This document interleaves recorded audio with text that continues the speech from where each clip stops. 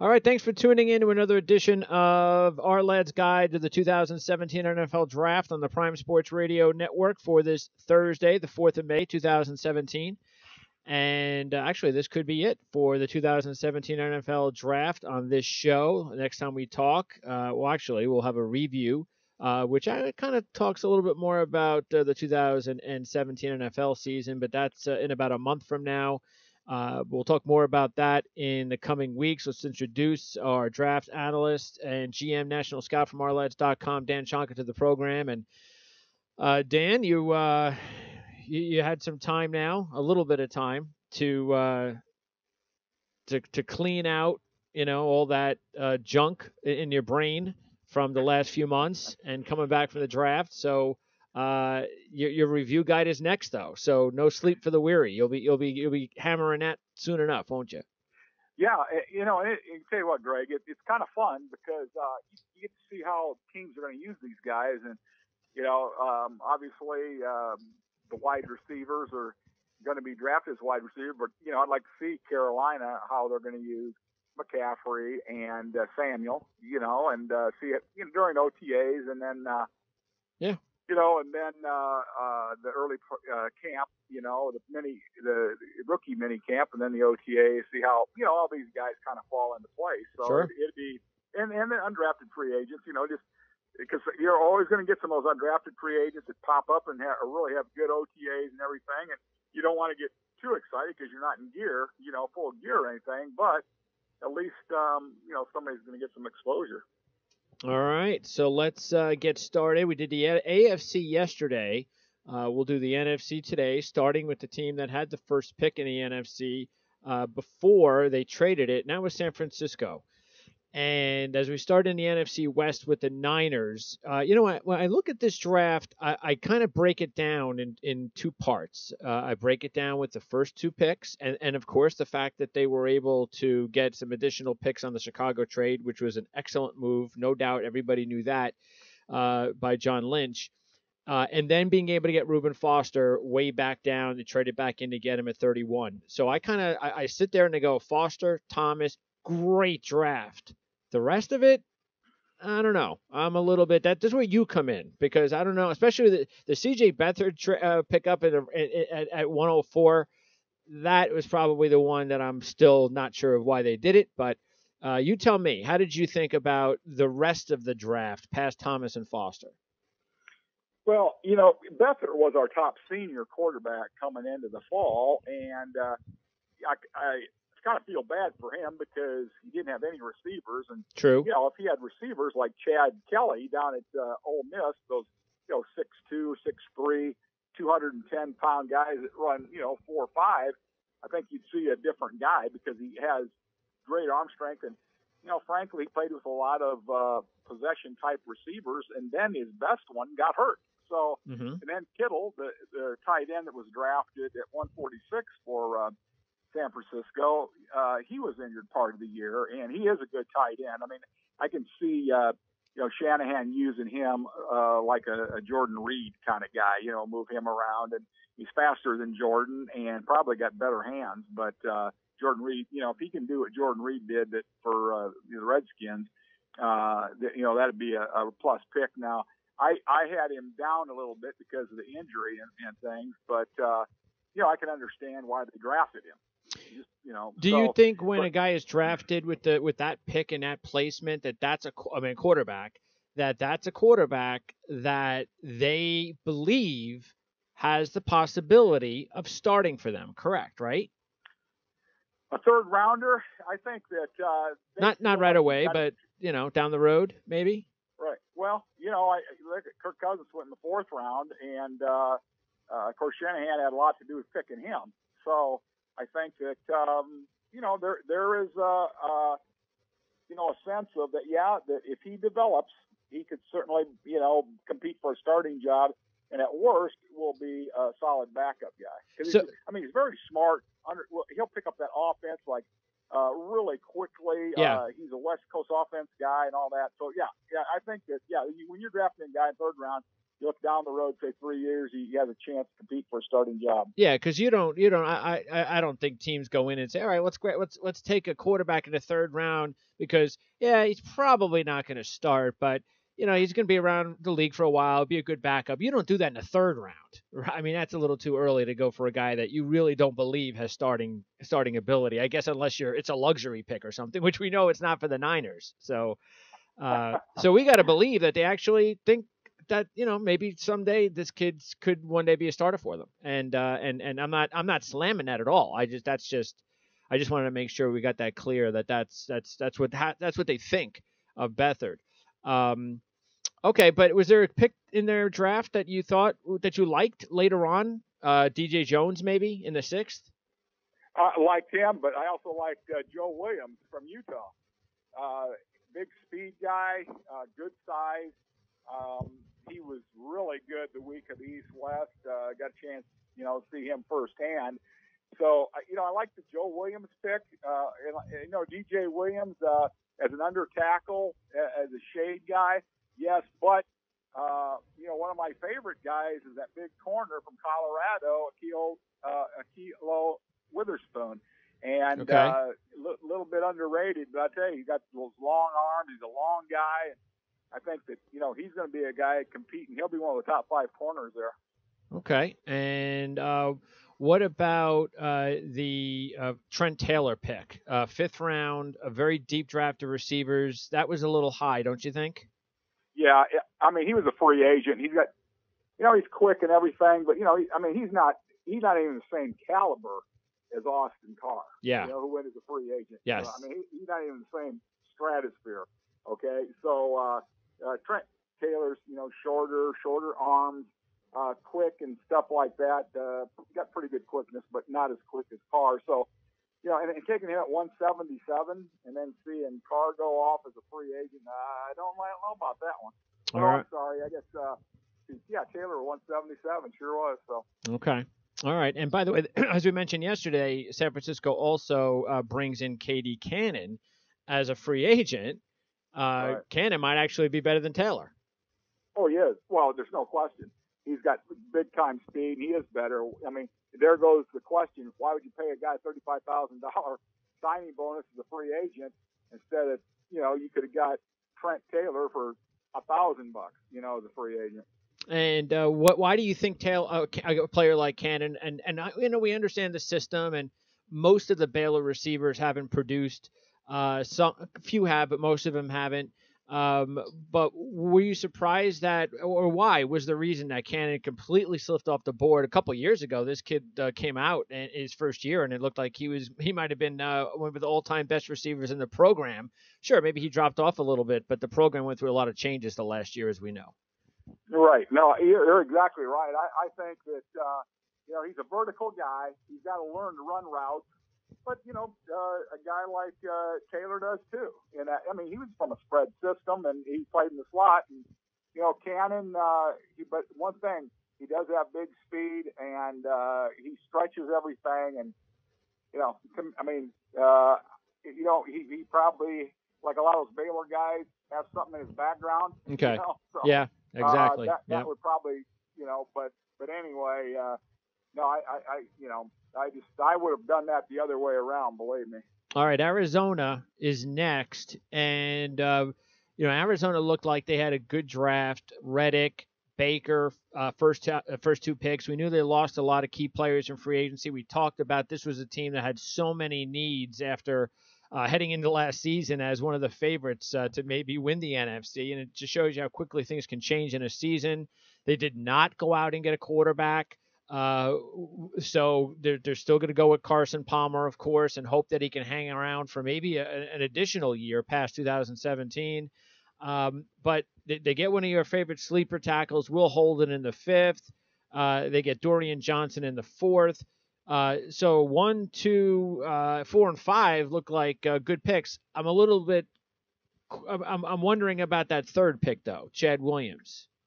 Yeah, me too. The guy had, some drug and gun charges against him, and then he gets in a fight first week. He's at the first day, I guess, at the Senior Bowl, and I know why they took him.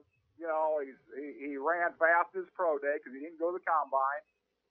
And they love speed there at their wide receivers. And, and he might end up being a good player, but we didn't write him on purpose. And I knew all about this kid. And I probably, I had our guy that just does wide receivers, our scout.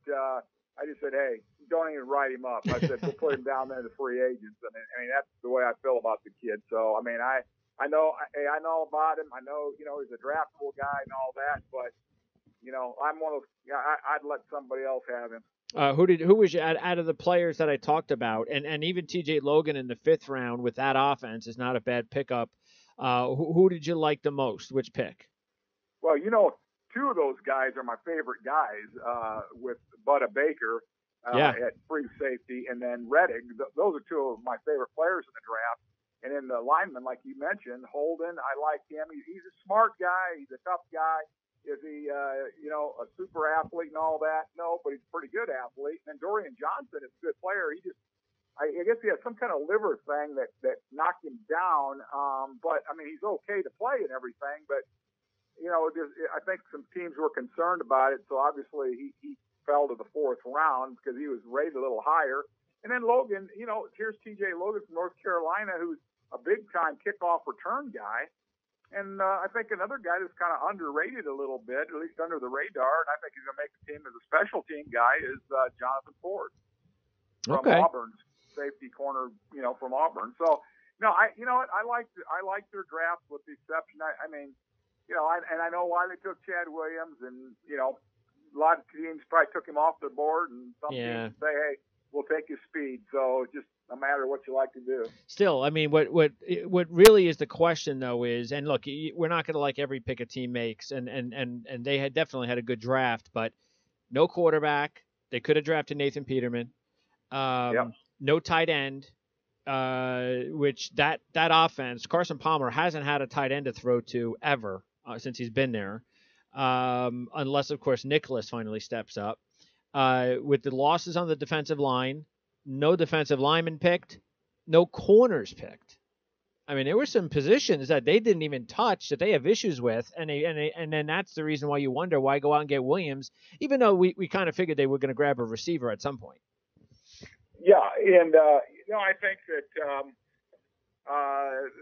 they addressed, like I said, they're counting on the guy from Ole Miss last year who didn't do anything as a rookie. Kim Dichie, Mm-hmm. And so, I think that, and I tell you, they're putting a lot of eggs in Carson Palmer's basket. He's never done it. So, you know what I mean? I think I had to look for a quarterback too, but I guess they decided, hey, maybe they're going to tank it on offense and then go ahead and get Darnold next year. Who knows? All right, next up is Seattle, and you never know what to expect from the Seattle Seahawks when they draft, and you could always count on them. Actually, now, I mean, I don't even know what the total is, but I'm sure we can figure out a total number of times that they've traded down, which is not a bad philosophy when you're picking late in the 1st round. Talk about McDowell, the 35th pick. We there's no question the kid's got talent. I remember you talking very highly about him early on in the process, and then, of course, souring on him. And why not? I mean, he's had some issues. He's had some injury issues. This seems like your classic boomer bust player, right? You there, Dan? All right. Dan, if you can hear us, call back. Well, is that a transfer? Thank you. I had technical difficulties. I don't know. All my stuff is going haywire today. Phone, so. You were telling me before the show. I was just about to go, and then the thing rang, so that's okay. Oh, okay. Did you hear me? All right, here we go. Did you hear me about McDowell? So boomer bust guy, right? McDowell. That's what we're dealing with here. Yeah, absolutely. I mean, I'll tell you. Seattle takes a lot of questionable guys, and I think for the most part they don't pan out. And especially in the offensive line. But Posick, but going back to McDowell, like you said, I mean, he's a definite boom or bust guy. I didn't have him that high. A lot of people like him, but I tell you, I just can't go for people that shoot up the field and fall on the ground and then don't get up and run. Now, there's times that, he's made some plays.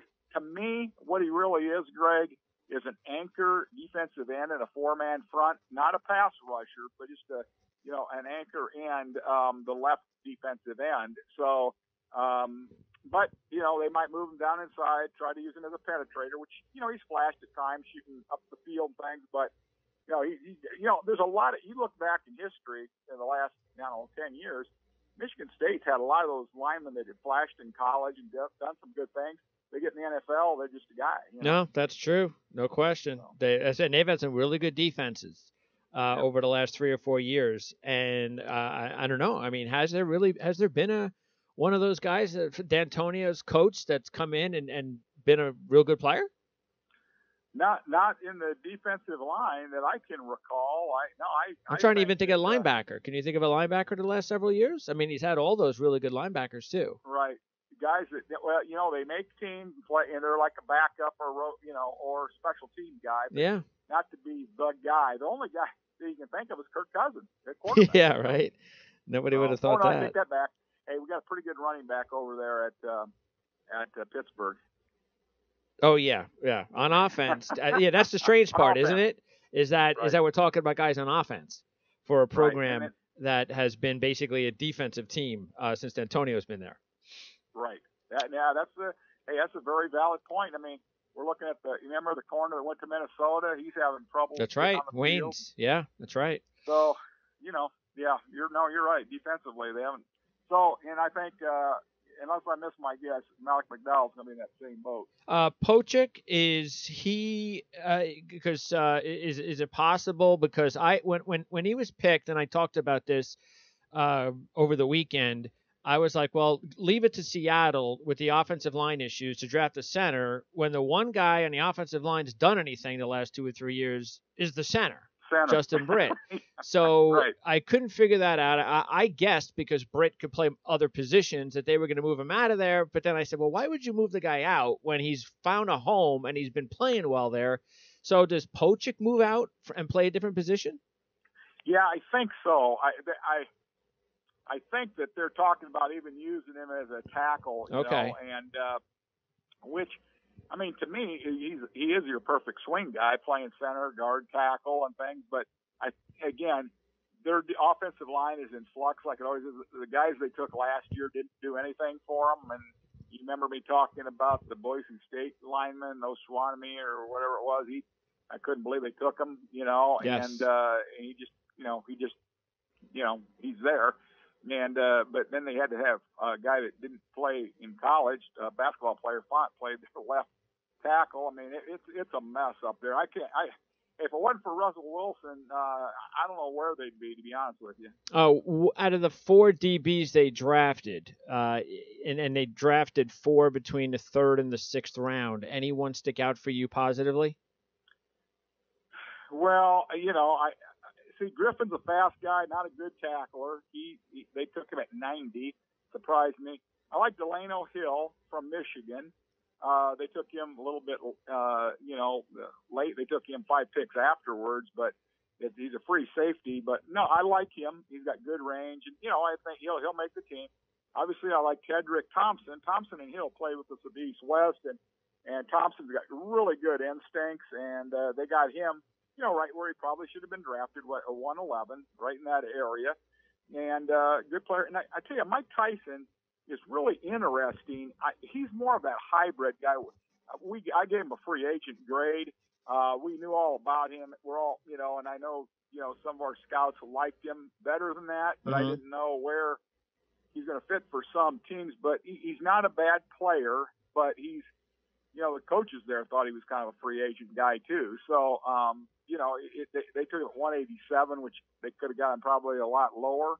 Okay. But he was productive for Cincinnati, but he's going to be that hybrid, strong safety corner kind of guy, or strong safety linebacker kind of guy. Okay. And overall, though, Seattle, main thing was, of course, accumulating picks in this draft. They wanted to apparently fix that secondary, especially if they wind up eventually making a move with Richard Sherman. And I don't know, when there's smoke, there's fire. You get the feeling sooner or later that that's going to be taken care of at some point. Darbo, by the way, was drafted ahead of Chesson, right? Did you agree he with was, that? and that tells me that there's people that weren't studying the film from a year ago. Yeah. Because Chesson is really, I tell you, Chesson's a better receiver. It ain't close, really. Darbo had a good year. Chesson was coming off the injury from a year ago, and he wasn't as sharp at all the times, but he's still doing his job. But I tell you what, he's an excellent special team guy on kickoff returns and coverage, and that's what you want in a third, fourth receiver kind of guy. And Darbo isn't like that at all. He's strictly, the receiver. And so your value would have been a lot better with Chesson. All right, let's go to the Rams. And the Rams, of course, not with the first pick because of the Goff trade. What I kind of liked about their offseason, though, is the fact that because I thought in general, Snead, I think he's done a good job as a GM. I think the only thing that's still up in the air is the move for Goff, and that's a big thing. But I like everything else he's done. I like the fact that he knew the Fisher thing wasn't working. And then he goes out and at least he corrects that mistake by making sure that the one deal that is going to hang over his shoulder among them all is the Goff trade. So he brings in, a young a coach in McVay that knows how to work with quarterbacks. They also bring in a lot of talent to surround him, from free agency to now the draft. And I mean, they even gave him a fullback, and they've got the tight end in Everett, and they bring in Cooper Kupp, one of our favorite receivers, and Josh Reynolds. So, and then they get Whitworth to protect them, Sullivan to be a leader at center. So I really like what he did in the offseason to do everything in his power to give Goff a shot. What did you think, though, about Everett going with round number 2? Because we talked about that. There were a lot of people who were grading Everett high. I know you didn't grade Everett as high as a lot of other people, and he did wind up going pretty high. Yeah, no, to me, I guess people kind of saw him as Ingram from Ole Miss, who went, to the Giants, and they didn't use him really well at South Florida. They had him in the slot. He did some good things. He's going to be like a Jordan Reed kind of receiver. And so that's where we kind of, penciled him in that area.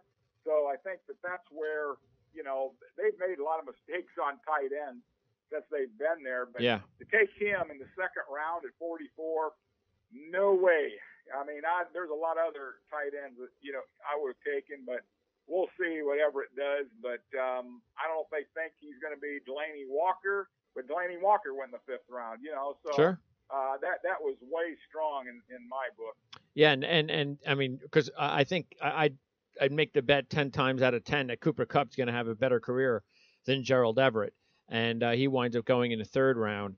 So that's again that's going to work out really well for Goff. What did you think about some of how about Samson Ebukam in the 4th round? Talk a little about that player. Yeah, there's another one that was overdrafted. I mean, I could have probably got 10 linebackers more productive than him. And like I said, Eastern Washington, he was a teammate of Kupp. I saw him actually, for 2 years and saw him live. And I mean, he did nothing to excite me about taking him. He's the 125th best player in this draft. It was loaded with players. I don't think so, so I just, is a free agent kind of guy to me. And, we'll see what he does if he even gets on the field. But, he was super overdrafted, as was Everett. Was there a player outside the top couple guys? Once you get past Cooper Kupp, was there a player that you liked them adding to the team? Yeah, if he stays healthy, Price from Pittsburgh, they took him at the right spot at pick 234. He was, he's had an injury. He missed 2 whole years with injury. But in fact, when he was at the East West, he was there about 2 days and got injured. So, I mean, that's a sticky wicket. But, I mean, he was really, really productive when he plays. I mean, he probably averaged at least a sack or negative yardage play every, game that he played in. So, I mean, he's super explosive off the edge. Kind of remind you, of Elvis Doomerville, a poor man's Elvis, Elvis Doomerville, same size, kind of explosive like that and everything. So, no, I liked him, but, they certainly got him at the right price. All right, let's go to the South, and we'll start with Atlanta. And the defending NFC champs, they felt that they were a player here or there away, and why not? I mean, they should have won the Super Bowl. And so they went out and they moved up a little bit to get McKinley. So you can't really argue with that. They've had a very successful couple of drafts building up this organization. It seems like ever since Dan Quinn's been there, the relationship with the front office has gone off with perfect, seemingly perfect, figuring out what Quinn wants, and the players have been delivered. So what did you think about some of those additional defenders that they added, including McKinley early, Duke Riley in the third, and a player that we talked about as a nice sleeper who had a good career out west, and Devontae KZ in the fifth? Yeah, obviously, I think that Riley was really a good pick in there at 75. He's a third, round guy. Hill, the running back from, Wyoming, is a slasher type. Now, he played in the West Coast offense, knows the terminology. I was kind of surprised that maybe a team like Green Bay didn't draft him or something like, But KZ, he's a little undersized. He was a good player there and everything, and he didn't really run great. And but he's very instinctive. He gets a good jump on the ball and everything. So, I think that right there. Then of course Eric Saubert we had at the East West, the tight end from Drake, and good hands. And he's a guy that will make the team. And they put a lot of time in tight ends, but they haven't really produced. So. Yeah, I mean, considering there is an opening there, I mean, there's nobody special that third, fourth rounders that they have in there, including Hooper from last year in the third round. So, is there a legitimate opportunity for Saubert? He is coming from a lower level competition, but do you give him a legitimate chance to possibly be their number one receiving option down the line? Yeah, I think he could be. He'll take a few years, which a lot of them do, and he's got to improve his blocking. That's the big thing. He against some of those big defensive ends at the East West, he wasn't used to getting knocked back off the ball like he did there. But I mean, he'd scrap and fight you though. He wasn't like a sissy or anything. That's for sure. I mean, he stuck his nose in there. So yeah, it's going to take him a while though. I think at first he's going to be more of a receiving option than a blocking option. And they definitely needed a guard in this draft, and they pick one in the fourth, Harlow. Because I mean, can you see Harlow starting right away? Because Hugh Thornton, I mean, that's come on. I mean, Harlow should be able to start soon, right? Right. He's got the ability and the bloodline. Of course, his dad was the first round draft choice, Pat, and so he's got the he's one of those swing guys too. He played guard, he played tackle. He was injured 2 years ago, and this year came back, did a pretty good job. So, I think that he certainly has the talent to go in and start, but he's got, like they all do, he's got a ways to go. Okay. Learn. Yeah, I think Atlanta, when you take a look at their needs, they seem to have addressed that in the draft, and then getting a player that should help them out with their pass rushing, which should be a big boost to a team, again, that should have already won the Super Bowl. All right, let's go to Carolina. And, you have to, I mean, this is one of those situations with the Panthers where you can see how tremendously McCaffrey and Samwell will help the offense. The thing that kind of threw probably people off would be, but they don't do that. And when they do, and they draft skill position players on offense, it's usually these big, tall guys or big guys in the backfield. So when they go out and get McCaffrey and Samuel, it's like a complete change in philosophy, but it's a good change because Cam Newton can't do it himself. Right. They brought in two speedster electric guys that, you know, those two guys were almost spitting images of each other. You know, McCaffrey obviously was a little more productive because they always really spread the wealth out at Ohio State, but and he did it longer. McCaffrey did than Samuel, but Samuel's electric. Boy, he's got that great speed, and he was 4.31 guy. And we had him late in the first round, a grade on him in that area. So we thought a lot of him. And so, hey, after seeing, Benjamin come in at 282 pounds, they probably figured, well, we better get some fast guys can run by him and let, Cam throw it out there to him, Yeah. And, of course, they lost Ted Ginn. So that is a big, very nice replacement. Now, what about Moton in the second round? They needed to add another offensive lineman, and when you draft a lineman in the second round, you pretty much want him to start. So No reason to think he won't start?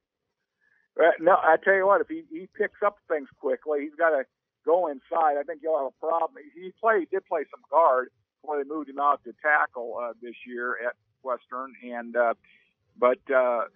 he's got to come in and start, and he's got the talent. I mean, in this group of offensive linemen this year, after, we had Lamp up there and you had Franey and then you had Dawkins and so Moton was right in that group, after those three guys. So yeah, he's a big guy that, he's got to come in and start for you. And, he should do okay if they don't, snow him with too much stuff. I think he does have a chance to start. All right. Well, and Carolina now, Tolbert was gone. And they used the fullback position quite a bit with the Panthers offense last year.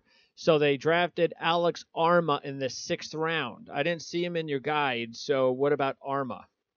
Yeah, that was that was one of those coach workout guys. Okay.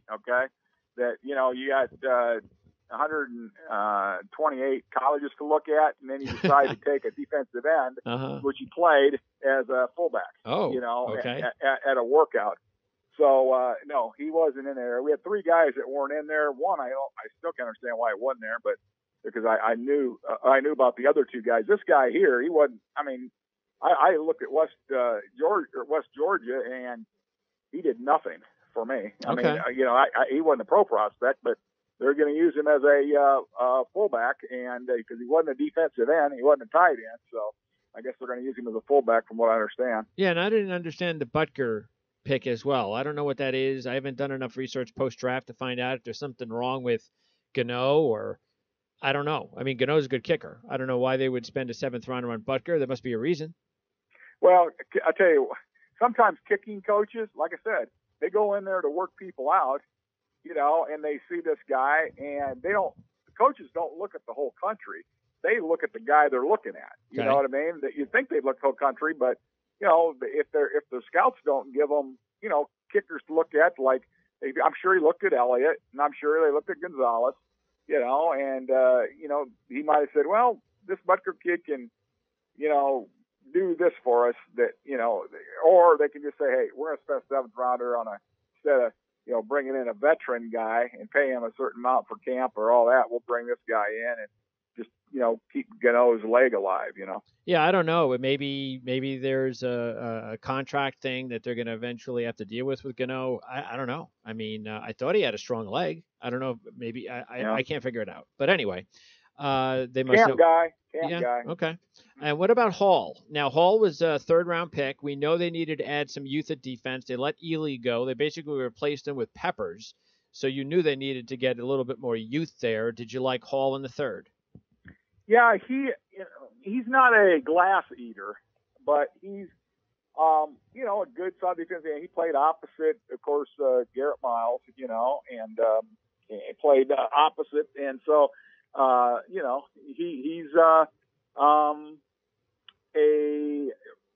I tell you what, he's not a bad pass rusher. Well, I tell you what he is. He's a heck of an athlete. Is exactly what he is, and a terrific athlete. So. That that's the big thing that they got him in there for that reason. So Miles Garrett. What did I say? Garrett Miles? No, Miles Garrett. That's okay. Anyway, he played opposite him, and then and is good. Like I said, he got up the field well. And see, the thing that I think people miss the boat on those ends there a little bit. People say, Miles Garrett is, he didn't play with a great motor. You know what he's doing too? Even though he played the high ankle sprain all year, he was playing like contain, and he was standing on the line of scrimmage like in a spy technique, which he's supposed to do. While on the other side, Hall is trying to force the action to him because a lot of times teams ran away from him. Okay. So they're playing good technique football and doing stuff that they're supposed to do, not just, mindlessly run up the field and let the back cut up underneath you. So, no, those guys played, within the scheme of the defense. And there were actually two interesting free agents I noticed from Carolina. They were able to get Ben Boulware as a free agent and also Fred Ross, the wide receiver. Were you surprised about the fact that both of those guys are free agents? Yeah, especially Ross. Boulware was a fringe guy because he didn't really run well, and I understand he played. He's the most valuable defensive player in the national championship game and all that stuff. But I want to tell you something. A lot of linebackers would have been that front up the guys that were lining up ahead of him kept blockers off of Boulware. Sure. So yeah. And people don't see that all the time. But anyway. Boulware's a good football player, and he plays a lot of heart and everything. And I would think he's probably going to be a practice squad guy. Okay. Or unless somebody gets hurt, and then he might have a chance to get in there and make 53. But he's not a really good athlete, and his instincts are kind of off at times. But he does, when he sees it, he goes gets it and all that. But Ross, I was really surprised. I'm surprised Dak Prescott wasn't in Dallas telling, hey, get my guy, from sure. Mississippi State. Hey, he caught everything for me a year ago. So, but was it his speed that dropped him? Down? His speed, His speed dropped him. You think? Was that what it was? You know what? Yeah, but sometimes you just run back. I think that usually with the receiver, you can line up your board. A lot of teams line it up fast guys. They'll put their speed on there, and if you can get the faster too, and even though. And Ross did have a few drops and this and that, but no, I thought for sure, though, he would get drafted. Yeah, I mean, he had a much better career than Josh Malone, say, who went in the fourth round. But Josh Malone was faster, I guess. I don't know. But no, you're right. Ross had a good career at Mississippi State, and you even mentioned he could be worked into the return game. So, and Carolina doesn't have a lot of good depth at receiver. But, maybe now they do. So Ross definitely has a good chance to make the team there. All right, let's go to the Saints. And the Saints are one of those teams that did not go after a quarterback. We talked about with Arizona. And we knew all these teams couldn't do it. There just wasn't enough quarterbacks to go after. But the Saints were one of them. They decided, we'll wait till next year. Or maybe they'll give Garrett Grayson another year. They're still maybe hoping that they can get something out of him. And that hasn't worked out so far. But other than that, Lattimore, we talked a lot about the Lattimore situation, and knowing that he went to the Saints, knowing that he wound up going 11th, that kind of, to me, that was satisfaction, because that's exactly where Lattimore should have went. I don't think he should. We talked all about the fact he should not have been a top 5 guy, not with his lack of experience and his injuries. So that's a perfect spot for him. Yeah, and one thing interesting about the Saints draft is the 7 players they drafted, 6 of them are juniors or underclassmen, which, boy, there's not a big book on guys like that. The only one that was not was a pass rusher that I liked out of Florida Atlantic, Trey Hendrickson. That was a nice pick, yeah. Yep, Ramczyk, hey, 1-year guy. Mm-hmm. Alvin Kamara, really a no-year guy. He wouldn't even have played if Hurd didn't leave. Yeah. I mean, I shouldn't say would have played, but, he got his chance there because quick at Alabama and all that. But so he just and then they drafted this Muhammad guy who quit at Miami, and had problems off the field. They take him at 196, please. And then Anzalone was injured. He's got an injury. He's been injured, never finished a season yet. He's a junior. Marcus Williams is free safety at Utah. And then you got the hamstring guy with Marshawn. Yeah. He's the best guy, but, hey, how long is the hamstring going to hold up? Don't get me wrong, Sure. but man alive. A lot of questions. A lot of questions. That's big question about that draft. Yeah, I even mentioned on my show the other day that the one pick that I go was Hendrickson. Said, okay, that makes sense. Good spot for him. But yeah, I mean they're just the Ramczyk one I just couldn't believe because it's like I understand Streif's getting older. I completely get that. But aren't you trying to win a Super Bowl this year in the next 2 years with Breeze? That's why I don't understand it. Breeze ain't going to be around forever. Don't you just go out and get defense? Just try to get some more. Now, they did a decent job of adding defensive players, but you still spend a first and a third on 2 offensive players that aren't going to really help you next year. Yeah. So I don't know. I don't understand it, but that's kind of been the problem for New Orleans for quite a few years now, and we'll see how it all goes this year for them. Next up, Tampa Bay, and one guy that's happy is Jameson Winston because O.J. Howard just fell on their laps at 19. Boy, just imagine the best tight end prospect to come out in years, and he drops to 19 in the draft. We knew guys would drop. He wound up being one of them. And then they get Godwin in the 3rd round and McNichols in the 5th. So really good job by the Bucs. The only thing that I was a little bit unsure of, though, was that they still, they've got to get something out of Donovan Smith. He just has not worked out. And that is, the tackle positions on that team is just, it's not good. No, and that's the way Donovan Smith was when he came out. I mean, a lot of questions. He's a big, wide, good-looking guy, athletic and all that, but, he just doesn't play to those numbers. So, but you know what? Honestly, they didn't have a ton of recourse in this draft either, That's true. So there just wasn't, guys there. But, boy, getting O.J. Howard at 19, oh, my goodness. That's almost, I guess it's, I don't know. Like I said, I was going to say it's even better than Jonathan Allen at 17 to Washington. But, because I really like both those guys. Sure.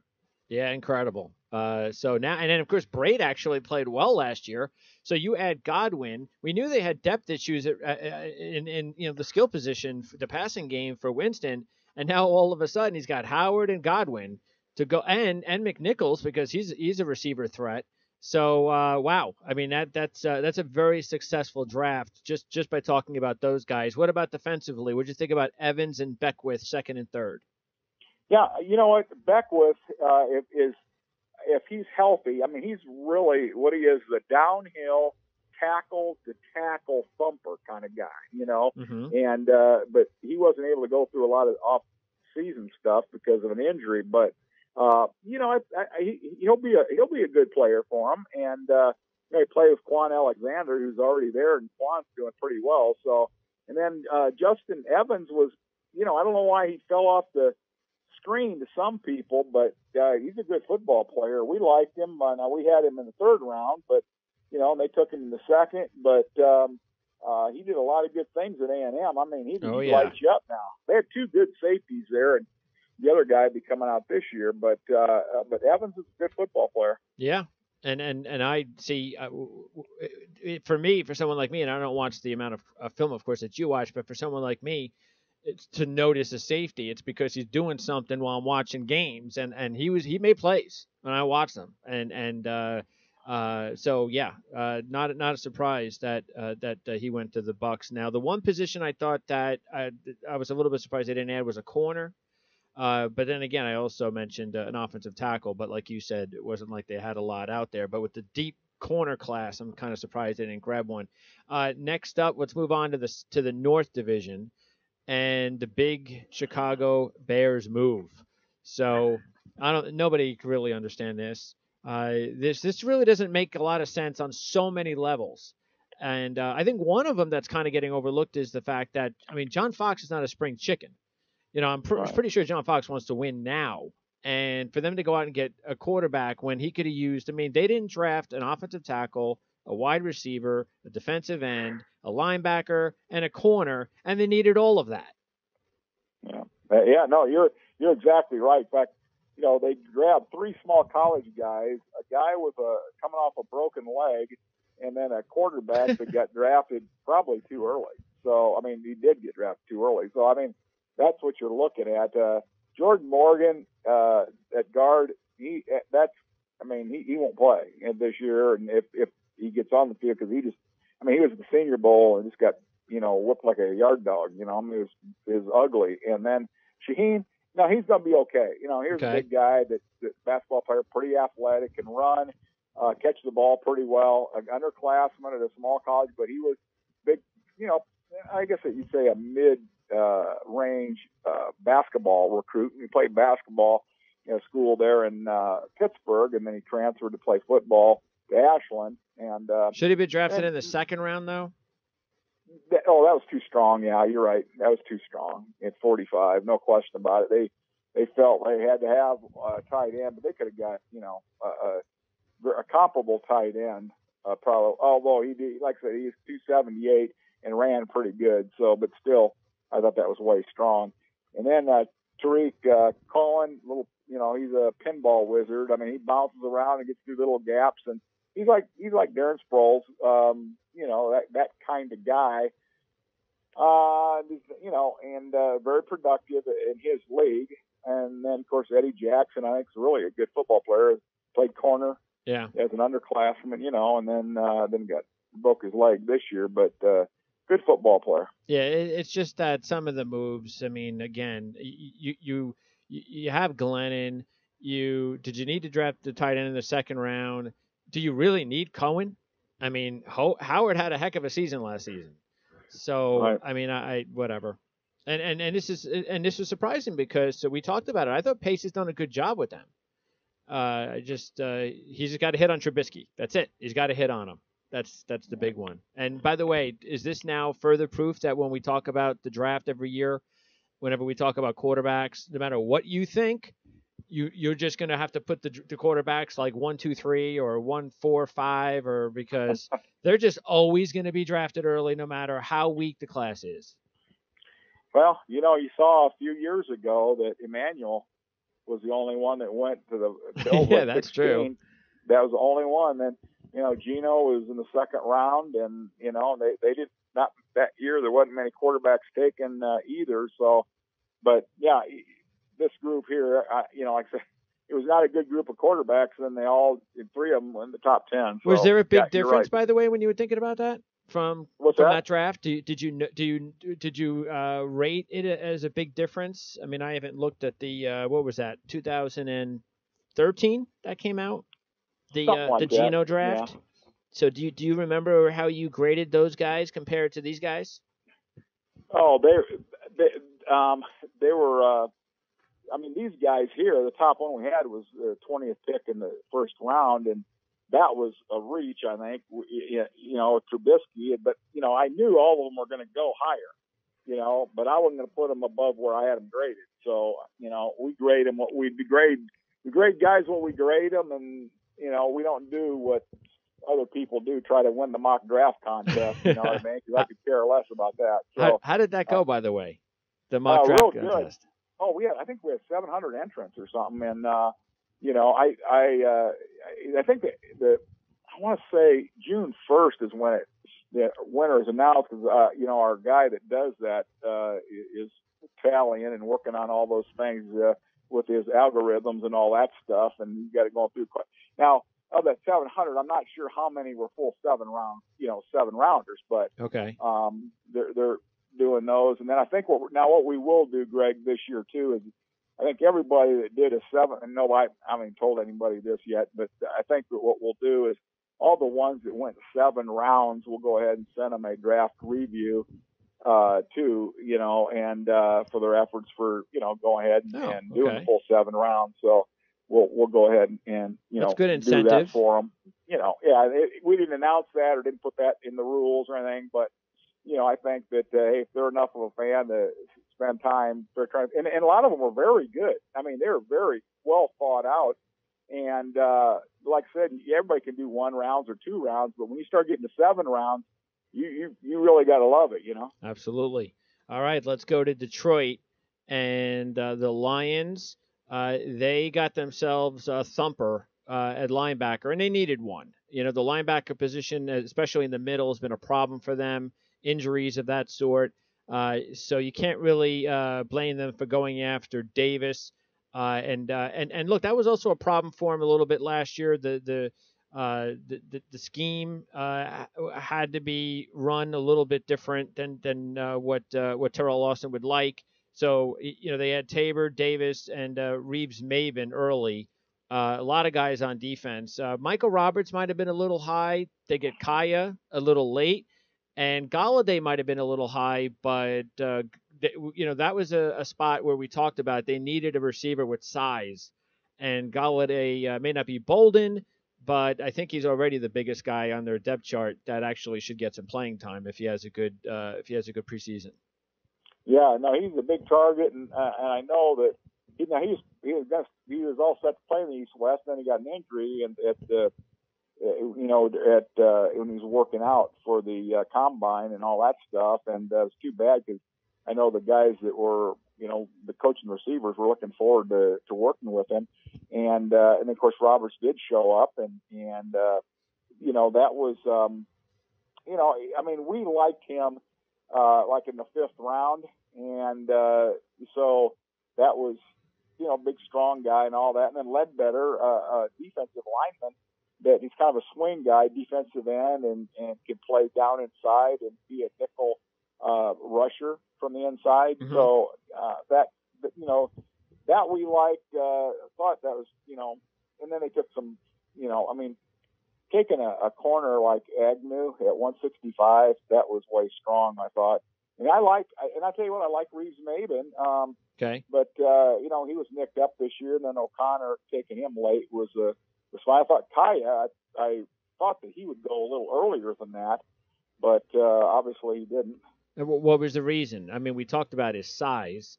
Yeah, he's a slender guy, and I think durability was a real question mark with him. But hey, if he puts on some weight and all that stuff, he probably should have came back and worked with Mark Rick for another year. Sure. And mm-hmm. So, but that's the way it goes. And so that's right.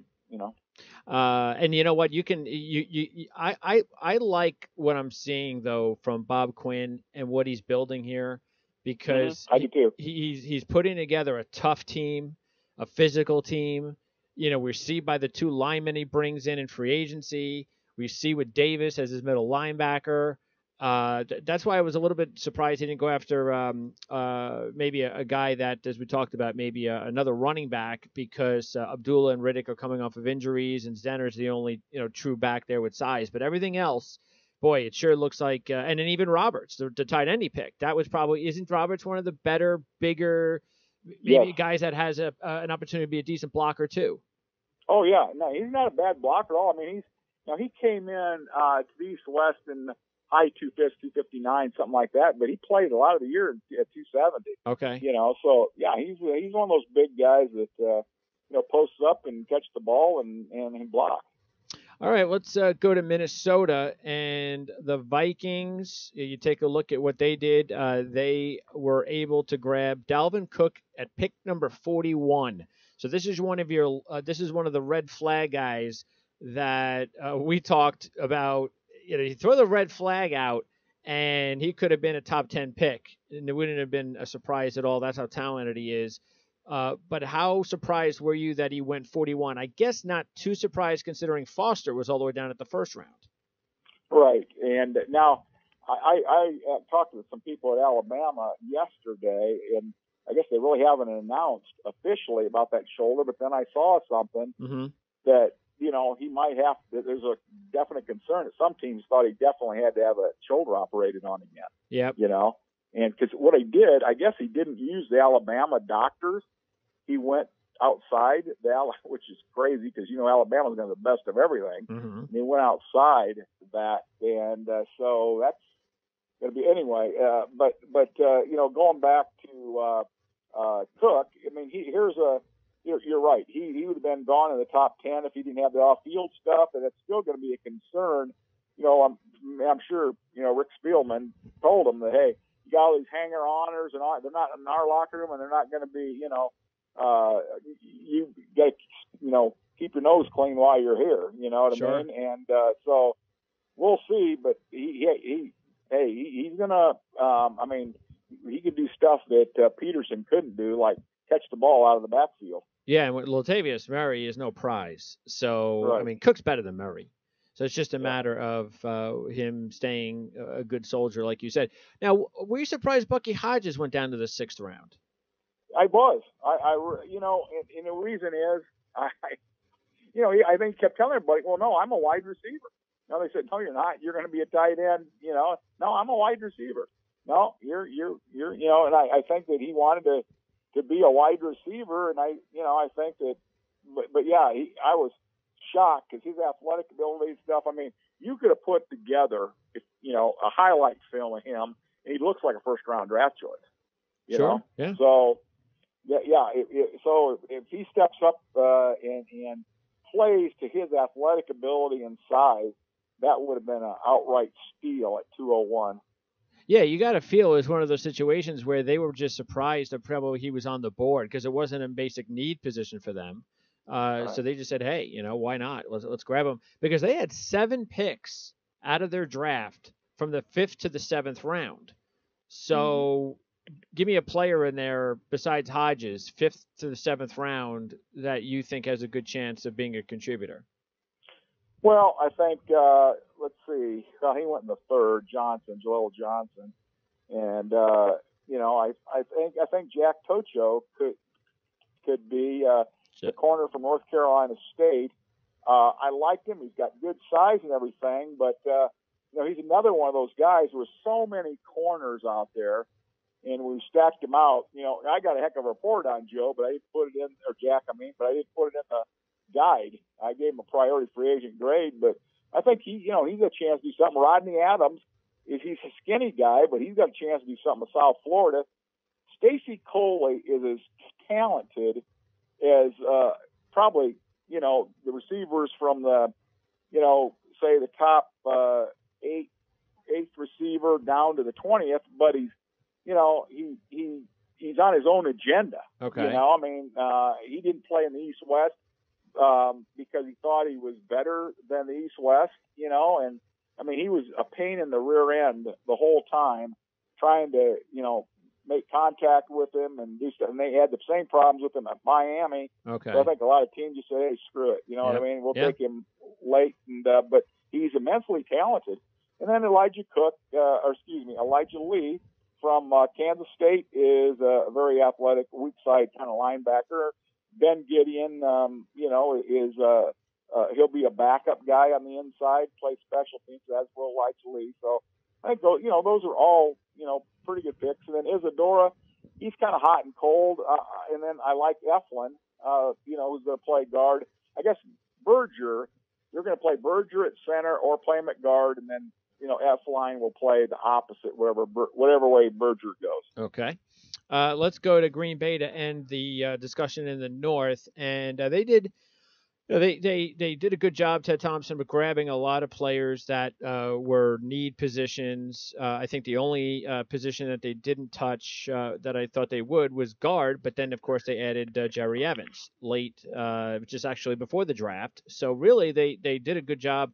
We weren't sure what their confidence level was with Ty Montgomery, but we found out after the draft when they took 3 running backs. But we talked a lot about Jamal Williams. And if Jamal Williams is healthy, Jamal Williams could be an excellent pro.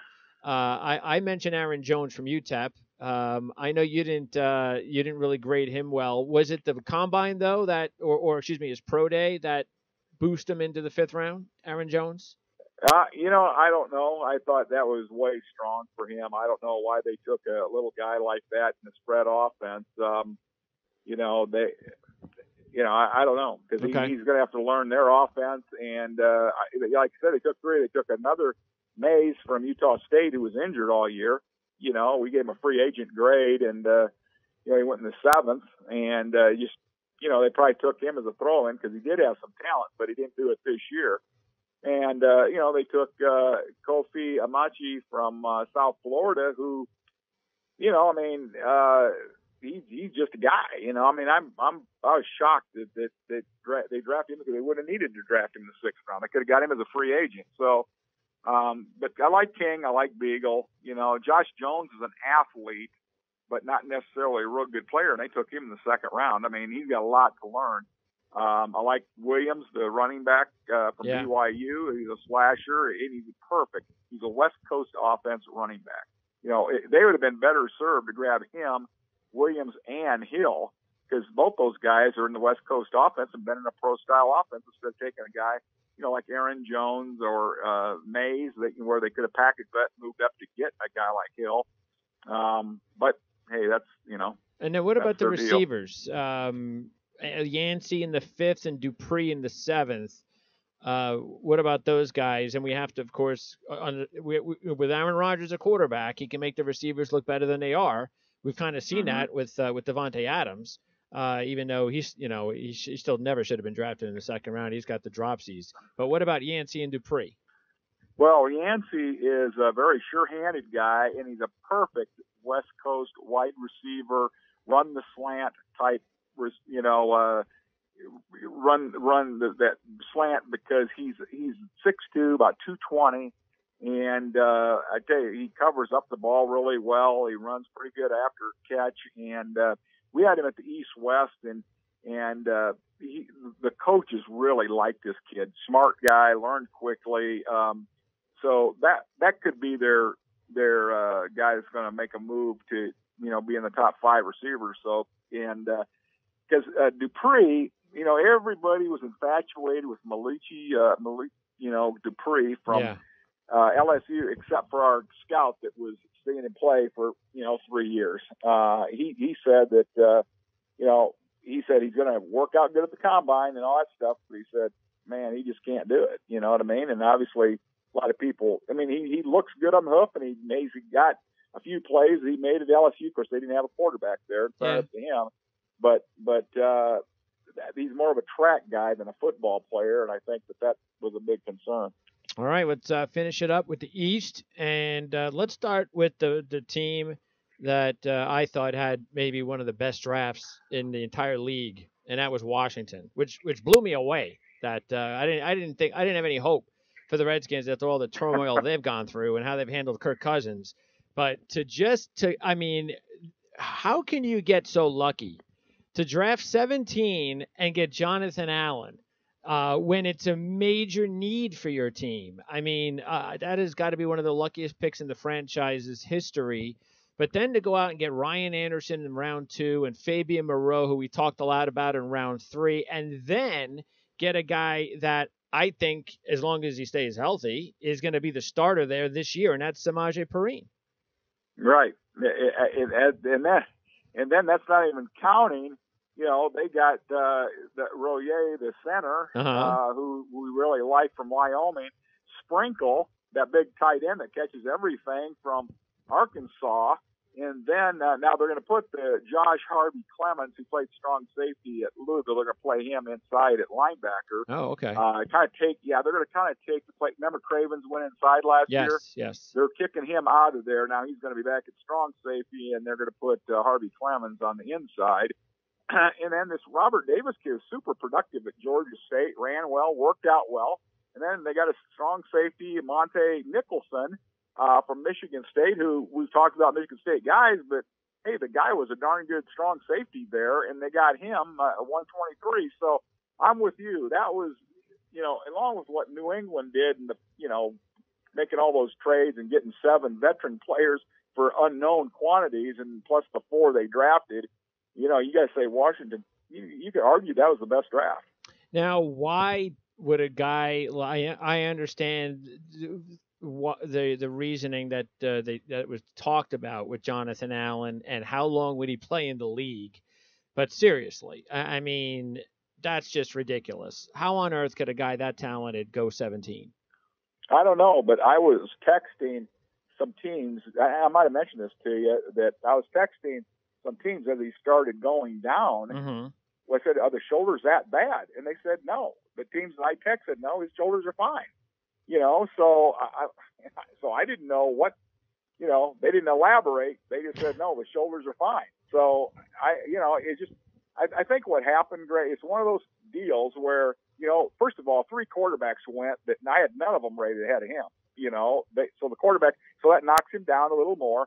Then those run receivers, so those 3 receivers went. So what happened is, teams weren't going for the best player; they were going for a need. You know what I mean? And that's why he slipped. So that was that's why I think he.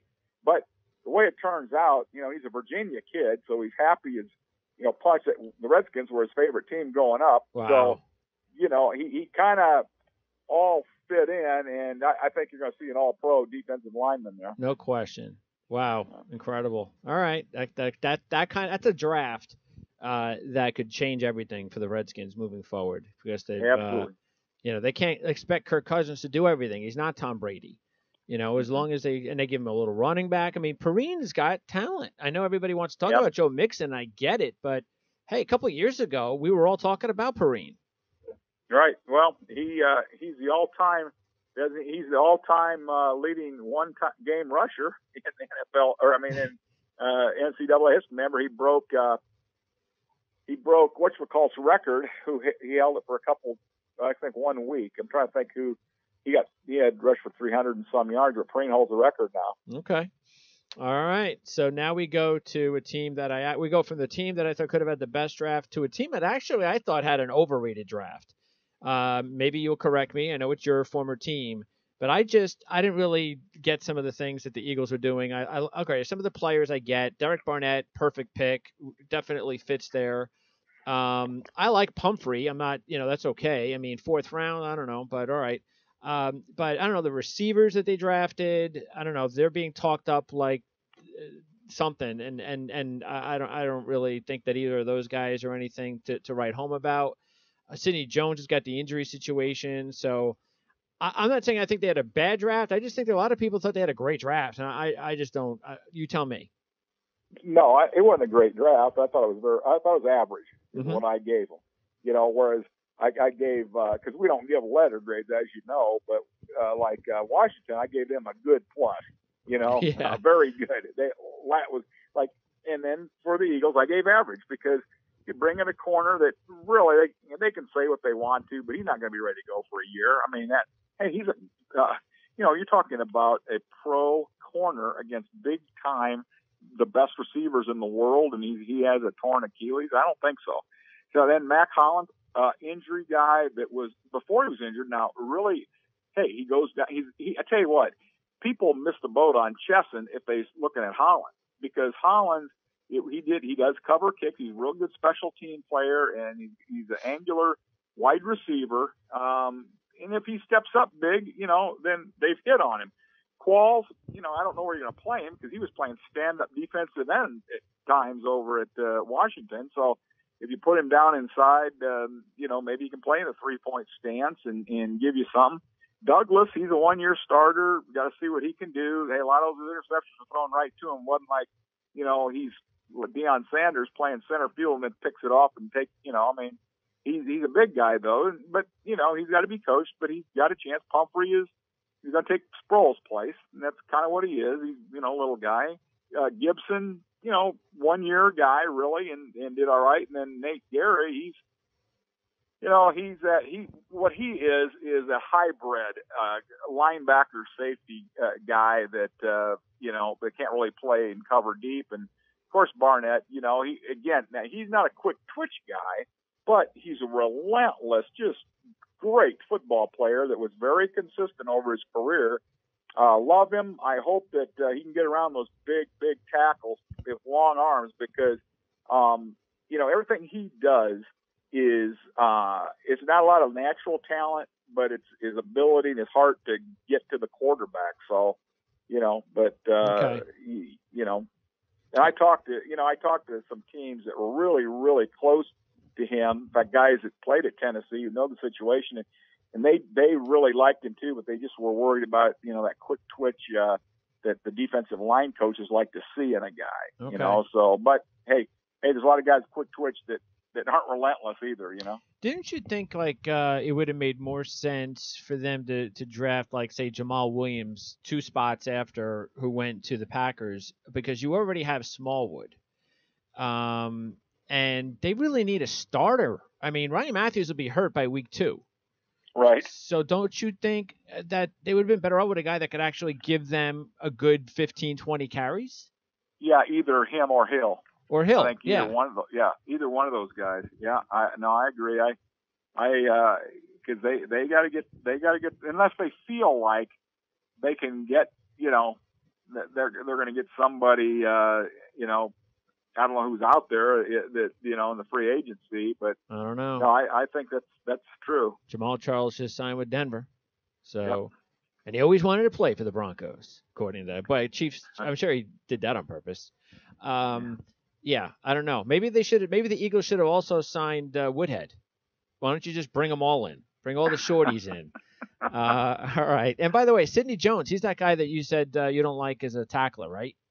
Right. And neither corner, Kevin King, he went to Green Bay, but here's what the deal is. They're not wrap tacklers, they're cutters. And I don't like cut tacklers. They get them down sometimes, but I just hate cut tacklers. I like to see them wrap them up. I mean, like a Desmond King, wrap the guy up and get him down. Don't, cut him and then he gets another 5 yards. It's like Dion. Dion made a living cut tackling people and staying healthy and not worrying about that. All right. By the way, Orlovsky, what do you think about him going as a free agent to the Eagles center? I wasn't as high on him as some people, but he's got a lot to learn. See, the thing is, when they're in that spread system, they've got so much to learn because they don't, they don't have that much. They're screen off guys, you know, and they've got to learn the terminology and blocking schemes, and they block different, and it's just. But you know what? Free agent, yeah, it's good. Good pick.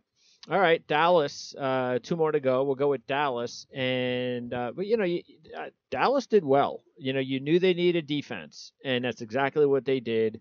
They went out. They got a couple of corners, 2 guys who should definitely contribute for them from day one, and they also got a really good value guy. I mean, we kind of figured Charlotte would be around late first, but that's a guy that could be just as talented as Barnett, who went 14 picks higher. So. That was good. And then they get some bargains later on with Xavier Woods and Marquez White in the 6th round. Yeah, no, I tell you what, I love that Woods pick. And then like you said, then White was a little later in there, and so I was surprised they took Carroll. He was one other guy that. To me, he was a good free agent, but they did take it at 246, so maybe they didn't want to get in a battle with anybody. They just took him late. But yeah, hey, they needed defensive backs, and man, they hammered 4 of them, right?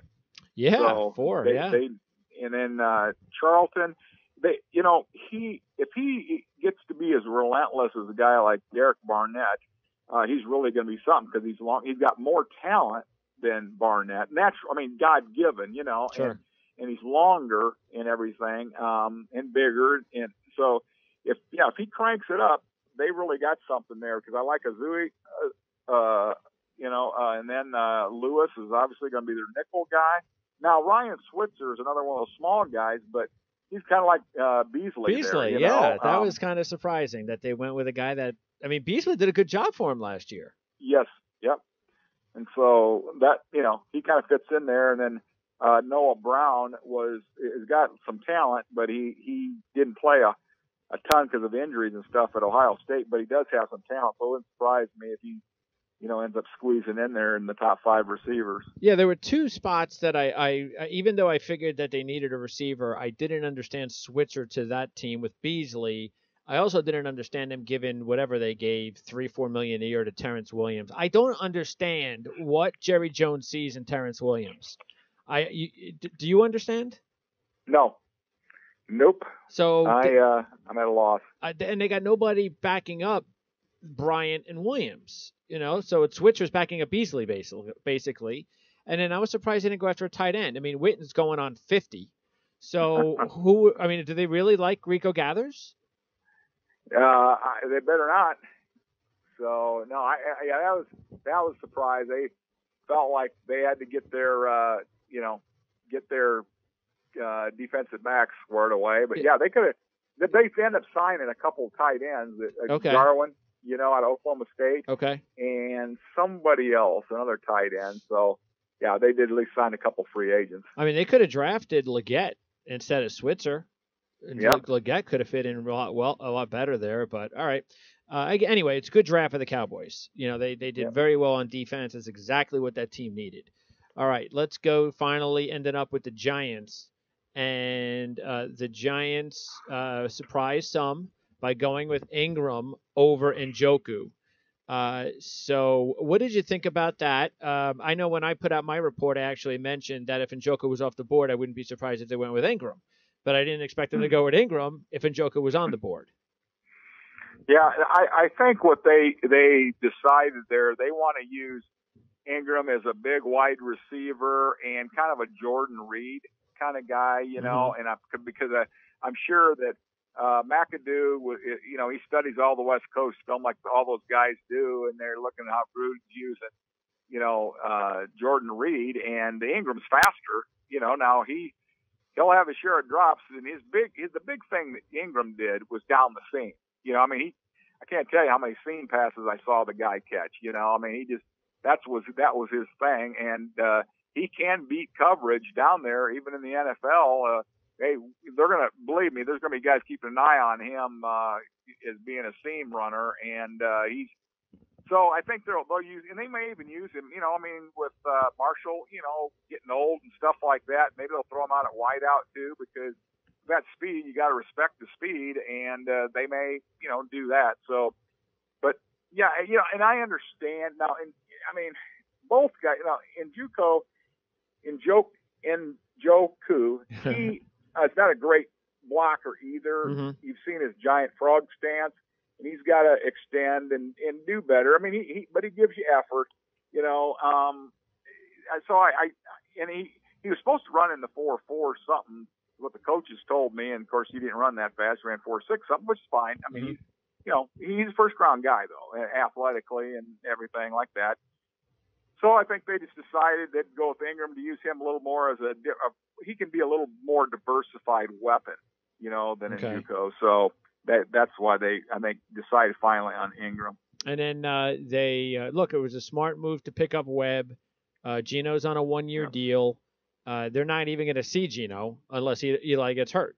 So they have no idea what. So Eli's only got a couple years left. They needed a running back because they don't know if Paul Perkins can do it. Maybe he can. So Gallman was a nice pick in the 4th round. Don't know why they didn't get a tackle though. But again, just like we talked about with one of those other teams, it's not a great tackle class. So what about that Biz Nawadi guy in the 6th round? Yeah, I had him rated a little higher than that. Actually, we had him in the 4th round, the top of the 4th. I tell you, he's a tough kid. He's long armed. He's big hands. He started for 3 years and change. He's more of a box type guy. He can't play really on the edge at speed. He really struggled at the Senior Bowl and during the year. So I think they might end up kicking him inside to guard. But maybe I don't, because I think ideally they want to put Flowers at right tackle. So I don't know. And then really they brought in Fluker, and he is. I think they want to keep him at guard. Let him compete with John Jerry at guard. So they're guarded up, I guess. I don't know who's going to work their, Bobby Hart. Boy, that's surprised that's out of me. Him playing the right tackle. Uh-huh. So I guess we'll see what they're going to do. But I tell you one thing, Mike Solari, their offensive line coach, is a great, great offensive line coach. So whatever the fight he puts out there, I guarantee you they've been vetted well and coached. We'll see what happens. But Bisnanaway is a okay. He's a tough kid. He's a Pittsburgh kid. He's a tough kid, and but I think he's going to be better served at guard. And I thought that was a good pick at 6. And what about? And I tell you what, I'm sorry, I didn't want to interrupt you, but they did sign two. Wheeler. Yeah. And USC. so, yeah. Uh-huh. Yeah, and he started left tackle at Southern Cal for 4 years. So he plays to his ability, he can challenge. And then see, who's the other guy they brought in? They brought another tackle in. Let me think. It was another guy. Oh, the kid from he's actually a guard. The kid Dunker from Tennessee State. Okay. He was, and he's another kid that's got ability. He's just green as a gourd. Played Tennessee State, and I think he was a Florida. I want to say he went to Florida too first, and then got kicked out or something. But anyway, he does have some talent. Okay. And so, with all those guys they got, they'll find 5 guys that can protect Manning. Somebody made a comment about thinking Dalvin Tomlinson went a little high. I don't know what they were saying, but those people there, whoever said it, they're dumb. Yeah. They never studied the film. Yeah. I'll tell you what, if you didn't see 54 in Alabama film, I'll tell you right now, then you haven't been studying film, because I've seen probably 14 or 15 Alabama films over 2 years, Uh-huh. and 54 is always there. Him and 93, 22. Of course, obviously 10, he's there, Foster, and, Sure. and everything. But I'll tell you, 54 is always there and pressing the action. So now they're crazy. I tell you what, he's one of my favorite. I loved him. That's a nice wrestler, pick too. Former wrestler, tough guy. It's a great spot for him. I mean, Yep. You go with Harrison, Jason Pierre-Paul, and Olivier Vernon. Right. And so what's happened, hey, those other guys are going to be double teamed, not him. So he's going to get some freebie sacks and negative yardage plays, because, Snacks is going to get double teamed. You know that every time. So, What about the kid from Owambi, whatever his name is? He hasn't. Double-O? Yeah, see, we don't know how to pronounce it. See, not knowing how to pronounce his name is not a good thing when you've been in the league for 2 years. So that means you're not making enough plays. So is it a guy that needed a little time? Is there still hope for him? Yeah, I think, the big thing, and which so many of these guys get drafted because of their athletic ability, not necessarily they're great football players. And obviously what you want is a guy with great athletic ability and a great football player. But no, I think there's still time. Double-O, he's still got a chance, because he flashed a little bit, I know, in the preseason and stuff. And of course he's had his injury problems, Okay. And then, by the way, Avery Moss in the 5th round. What about that one?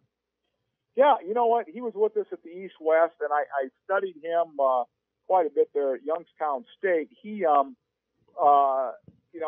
Missouri, I like that Missouri Valley Conference, and then Schultz, actually from Northern Iowa, was a Defensive Player of the Year in the country and the Buck Buchanan Award winner, and he just didn't have as long arms as Rivers, who went earlier, and Moss and everything, but it's a heck of a conference, and Moss, did well, especially on the other side. But he was kind of a flash guy. He would take plays off, and I don't know if he was just interested, because he transferred in there from Nebraska, Okay. And I don't know if he was, the competition, but he did fine at the East-West. I mean, he hustled and did some good things there, and then Rivers he was with us too, and ended up going to Senior Bowl because they were short people. But Moss, he's a good football player, and that might have been a little strong at 5, but hey, they want another pass rusher, so They took him. Yeah, I mean, look, they're building a heck of a defensive front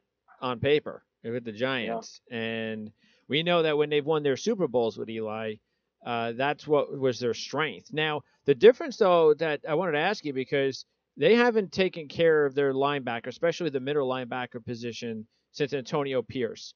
And I used to remember that what also made the Giants tick, besides that front wall, was always they had a guy like Pierce. They had a really good leader at linebacker, and that's been missing from this defense. Does B.J. Goodson have a chance to be a good player? I think he does. I think what he is, he's a solid player. I don't think he's, a great middle linebacker, but, some of these guys, the more they play each year, they get better. Mm-hmm. And, because he was only a 1-year guy at Clemson, Okay. And, but so he could come on and be better. I never want to underestimate, some of those guys that don't get their opportunity till their senior year, because, depending on the program they're in, like Clemson, they got so many good football players there that, Sure. Sometimes you just, you put on the back burner, just like O.J. Howard at Alabama. They have all that those running backs, wide receivers, and it's always an afterthought that, throw to the best tight end in America. And sometimes they don't make it to their senior year. So we can't Nope. even see them play there. They're coming pro.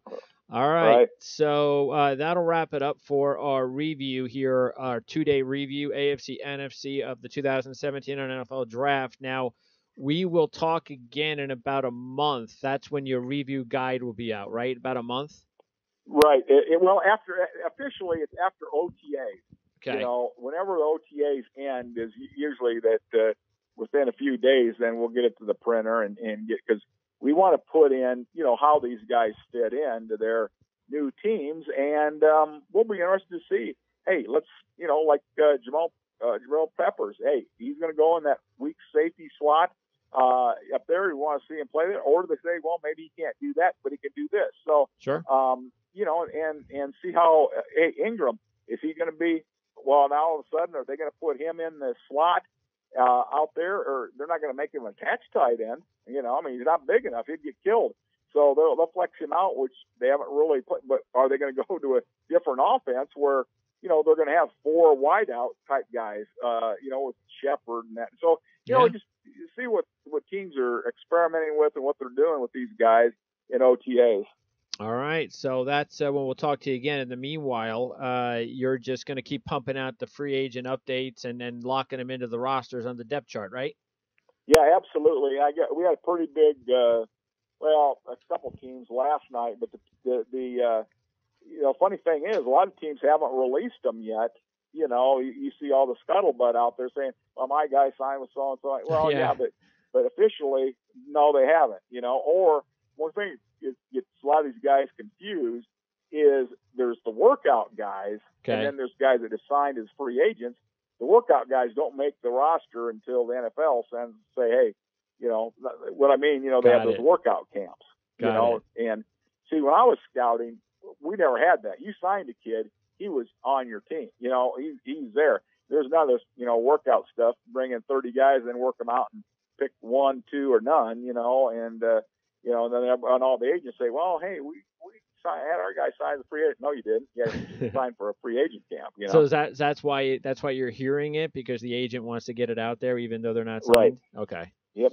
All right. So we will talk again then right after OTAs and let you know about the draft review guide. But of course, you can also, best thing to do between now and then, though, is just follow you on your Twitter account, right? At rlads_Shanka. You're still going to be tweeting out quite a bit.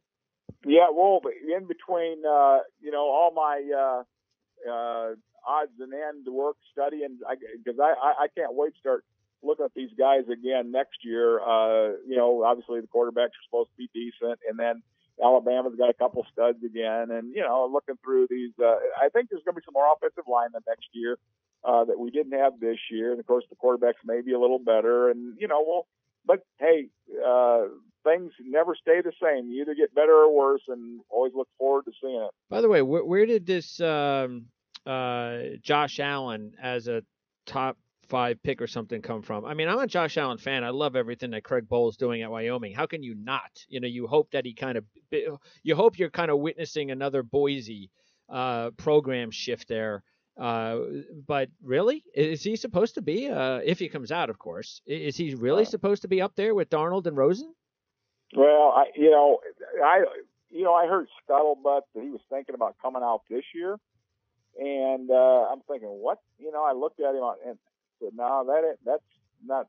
No, I mean, we'll see what he does this year. Now, last year he had some decent, possession receivers, like you said, the tight end Hollister, Hollister, mm-hmm. Yep. And he had, is it Tanner? One of the receivers he had there, and he had some other, guy, and of course Hill out of the backfield things. But I mean, I don't have him there. I guarantee you right now. But that doesn't mean that, hey, if he gets better in the fall and takes another step forward, he's got a chance. But hey, Beathard was pretty good a year ago too, and look where he ended up a third. But that's right. That was not a lot of people, I guarantee, had him, in the third round. Yeah, I mean, and Josh Allen, maybe the reason he was thinking of coming out was because he lost 4 of his top offensive guys, including the running back Hill. So his stats might be going down this year, but I mean, is it right now? If you had I don't know, are you going to do that at some point? Are you going to do any sort of early 2018 draft stuff? Yeah, well, we'll do something this summer, but then, of course, our preview for the 2018 draft comes out, in August and early September. Just before the season begins. Okay. Right. Okay. All right. So appreciate it as always, Dan. We'll talk to you right around the end of OTAs. You got it. Thanks a million, Greg. Great being with you. So long now. Likewise. Head to garage. All right. So Dan Schonk is gone, and that'll wrap it up. We will talk to him again in about a month. And we'll see how we just, look, at OTA time, you just hope that these players through, the rookie sessions and OTAs, you just hope that nobody gets hurt. That's all. Like what happened to Dante Fowler. Because there's no contact, serious contact. And it's freak stuff whenever anybody gets hurt before we even have preseason games, whether it's OTAs, rookie minicamp, or even the first day or week of training camp. With some of these players like Dante Fowler, you just hope that it doesn't happen, because it's too bad. It really is. And you wait all year for your team to draft. You're all excited. Just imagine how it is for the player, of course, because some of these kids don't make guaranteed money for forever, especially if they get injured before they even play in the NFL their first season. So it's tough on them. A little bit different, if something happens to Sidney Crosby, as much as you don't like to see it, but Crosby's got championship rings. He's a millionaire, so that's a little bit different. But a kid, yeah, it's tough. And then for the fans' sake, you're waiting for the draft, especially when you're a fan of like a team like the Jacksonville Jags, and we stink. Here's the draft, and then your player gets hurt. It's tough, but hopefully that won't happen. It'll happen again, but hopefully it won't happen this season. All right, that'll do it. We will talk. By the way, Dan will be on next week. I just haven't scheduled a time or day with him yet, but I'm going to schedule that with him, and probably we'll let you know. Well, we'll let you know through Twitter. We'll also, of course, post the schedule on our homepage, so you know exactly what that looks like for the week, as we always do every Monday. But we're going to get Dan on for Jets Confidential next week, go over the Jet picks one by one, the free agents, and his analysis on Jets Confidential Radio. So that'll be next week. And then that's it. We won't talk to Dan again on this network for about a month. And then after that, let's see, what is that? Jets run June 1st. Then we probably won't talk to him for a couple months. But as I've also said, we have a very busy football season ahead. Usually we would talk to Dan a couple times during the season, and then get heavy right after January and stuff, sometimes even past February. But we've got a lot of football coverage that we're going to be adding to the network, and Dan and our lads are going to be a part of it. We'll let you know all about it once we formulate an exact plan. Probably, I would anticipate by the time we talk to Dan on this show, right around the end of OTAs, when we preview his draft review guide. Hopefully by then we'll have some announcements of exactly what we're doing for the 2017 season, but it's going to be a lot of fun, a lot of more college football programs, a lot of more NFL programs than we've had before. So for Dan Schonk, I'm Greg DePalma. Thanks for tuning in. Check us out on Twitter at PrimeSN, and we'll see you right after OTAs for another edition of our last guide to the 2017 NFL Draft.